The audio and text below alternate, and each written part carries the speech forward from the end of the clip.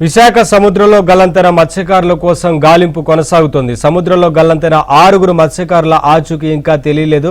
Boat owner కారి చిన్న ఇచ్చిన సమాచారం ఆధారంగా రెస్క్యూ చేస్తున్నారు. సముద్రంలో కోస్ట్ గార్డు పోలీసులు మత్స్యకారులు గాలిస్తున్నారు. తమ వారి ఆచూకీ కోసం గల్లంతైన మత్స్యకారుల కుటుంబ సభ్యులు ఎదురు చూస్తున్నారు.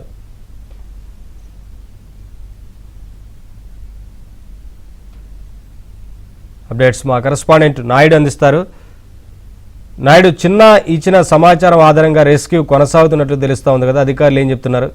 కొనసాగుతున్నటువంటి పరిస్థితి కనిపిస్తుంది. ఇప్పటికి కూడా దాదాపుగా సీ అనేది చాలా రఫ్గా ఉన్నటువంటి పరిస్థితి. ఈ నేపథ్యంలో సాధారణ బోట్లు కానీ మత్స్యకారులు కానీ లోపలికి వెళ్ళేటువంటి పరిస్థితి అనేది లేదనేది మనం చెప్పొచ్చు. గంటకు తీరం వెంబడి కూడా మనం చూస్తే 50 to 60 కిలోమీటర్స్ వేగంతో గాలులు వీస్తున్నటువంటి పరిస్థితి అయితే ఉందనేది మనం చెప్పొచ్చు. ప్రస్తుతం దీనికోసం మనం చూసినట్లయితే ఈ గల్లంతైన మత్స్యకారుల కోసం భారత నావికా దళానికి చెందినటువంటి షిప్స్ అలాగే కోస్ట్ గార్డ్ షిప్స్ కూడా తిరుగుతున్నాయి. INSGS కనకలత బారు ఒక షిప్, అలాగే INS వీరా ఒక షిప్, ఈ రెండు కూడా ఆల్రెడీ దీనికి పూర్తి స్థాయిలో సర్చింగ్ ఆపరేషన్స్లో పాల్గొంటున్నాయి. అలాగే ఏదైతే రీజనల్ ఆపరేషన్ సెంటర్ నుంచి ఎప్పటికప్పుడు ఈ గాలింపు చర్యల్ని భారత నావికాదళం అలాగే ఇటు కోస్ట్ గార్డ్ కూడా ఎప్పటికప్పుడు పర్యవేక్షిస్తున్నటువంటి పరిస్థితి కనిపిస్తుంది. అలాగే హెలికాప్టర్లు కూడా ఎప్పటికప్పుడు రెస్క్యూ ఆపరేషన్స్లో పాల్గొంటున్నట్టు కూడా పూర్తి స్థాయిలో అధికారులు అయితే వెల్లడించినటువంటి పరిస్థితి. మరోవైపు తీరప్రాంతం గస్తీ కాసేటువంటి కొన్ని బోట్లు ఉన్నాయి, అవి కూడా ఈ రెస్క్యూ ఆపరేషన్స్లో ప్రస్తుతానికైతే కొనసాగుతున్నటువంటి పరిస్థితి అయితే ఉందనేది మనం అధికారులు కానీ వీళ్ళు కానీ చెప్తున్నటువంటి పరిస్థితి ఉంది. అయితే సాధారణ బోట్లు ఏవైతే ఉన్నాయి ఈ బోట్లు కానీ లేకపోతే మత్స్యకారులు కానీ లోపలికి వెళ్ళలేనటువంటి పరిస్థితి అయితే ఉంది. ఈ నేపథ్యంలో మిగతా మత్స్యకారులు వీళ్ళు కానీ గాలింపు చర్యల్లో పాల్గొలేనటువంటి పరిస్థితి అయితే ఉంది. నిన్న సాయంత్రం నుంచి కొంత ఏదైతే విండ్ ఎఫెక్ట్ అనేది కొంత తగ్గిందనేది మనం చెప్పచ్చు. ఈ నేపథ్యంలోనే భారత నావికాదళానికి చెందినటువంటి హెలికాప్టర్ మీద చిన్న కారి చిన్నాన్ని తీసుకురావడం జరిగింది. అక్కడి నుంచి తీసుకొచ్చి INS డ్యాగా ద్వారా వాళ్ళ బంధువులకు అప్పగించి అలాగే అక్కడ ఉన్నటువంటి అధికారుల చేతికి అతను హ్యాండ్ ఓవర్ చేయడం జరిగింది. ప్రస్తుతం ఆ కారి చిన్న ఏదైతే ఒక ప్రైవేట్ ఆసుపత్రిలో చికిత్స పొందుతున్నటువంటి పరిస్థితి అయితే ఉంది.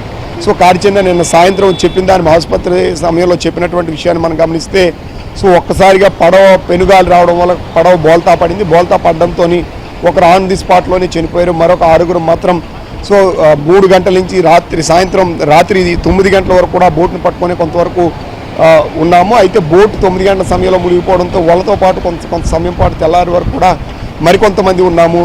తెల్లవారుజామున దాదాపుగా 5 గంటల సమయానికి 4 మిగిలాము. 4 కూడా ఈదుకుంటూ దూరం ఉన్నటువంటి ఒక కార్గో షిప్ దగ్గరికి వెళ్ళే ప్రయత్నం చేశాము.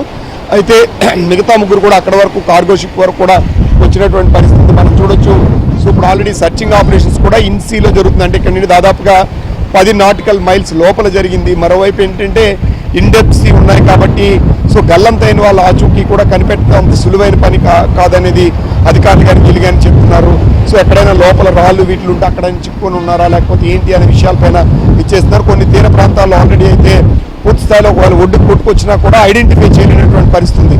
కేవలం చాపర్ల ద్వారా మాత్రమే ఐడెంటిఫై చేయాలి. మిడ్ సీలో అయితే ఇంతవరకు వాళ్ళ 6 సంబంధించినటువంటి జాడైతే పూర్తి స్థాయిలో లభించలేదనేది మనం చెప్పాల్సినటువంటి అవసరం ఉంది. మరోవైపు వీళ్ళు షిప్స్లో కానీ ఏదైతే ట్రాన్స్పాండర్స్ అని ఉంటాయి అవి ఆన్ చేస్తున్న షిప్ ఎక్కడ మునిగింది ఏంటి అనేది కొంత ఆ ప్రాంతాన్ని ఐడెంటిఫై చేయడానికి ఆస్కారం ఉండేది.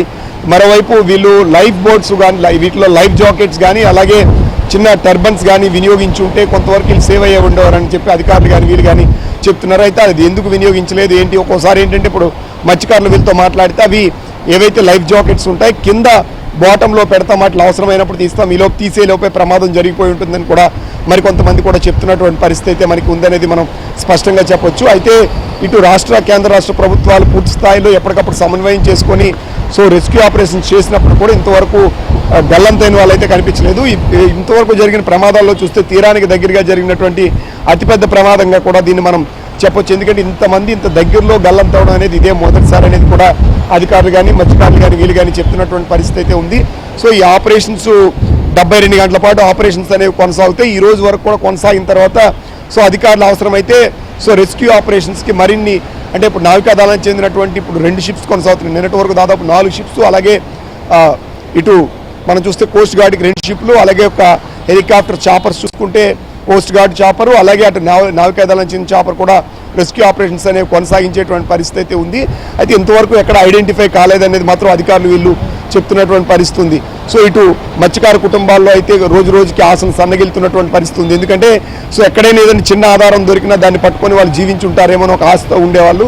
దాదాపు ఇన్ని గంటలు గడుస్తున్నప్పుడు కూడా ఎక్కడా కనిపించడంతో సో వాళ్ళలో రోజు రోజుకు ఆందోళన పెరుగుతుంది, తీవ్ర దుఃఖంలో ఉన్నటువంటి పరిస్థితి అయితే ఉందనేది మనం చెప్పొచ్చు. అధికారులు అయితే మాత్రం ఎప్పటికప్పుడు మానిటర్ చేసి ఆ సమాచారాన్ని కూడా బంధువులకి వీళ్ళకి తెలియజేస్తున్నటువంటి పరిస్థితి అయితే ఉంది.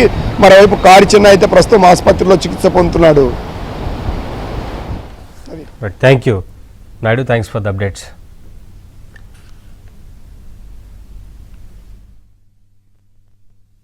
ఒత్తిడి చేశారు. జెట్టి పొజిషన్ 10 మైళ్ళు ఉంది, మొత్తం చేపలు ఉన్నాయి, బోట్లో చేపలు తీసుకోవాలని దానికి కూడా ఫోన్ చేశాను.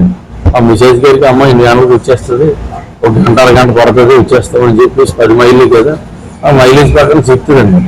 ఆ చెప్పినప్పటికీ ఈ బోల్తో కొట్టేసి దగ్గరలో కూర్చుంది. కెట్ట ఉంది, కెట్ట అంటే కొద్దిగా గాలి ఉంది, ఇంక రేజ్ అవ్వలేదు. ఎదరు రూపాయలు వచ్చేస్తాం అయినా సరే ఆట అయిపోయింది, ఎదరు రూపాయలు ఇంక రేజ్ అవ్వలేదు వచ్చేస్తున్నాం. ఆ కెట్ట అనుకూలంగా రేజ్ అయిపోయి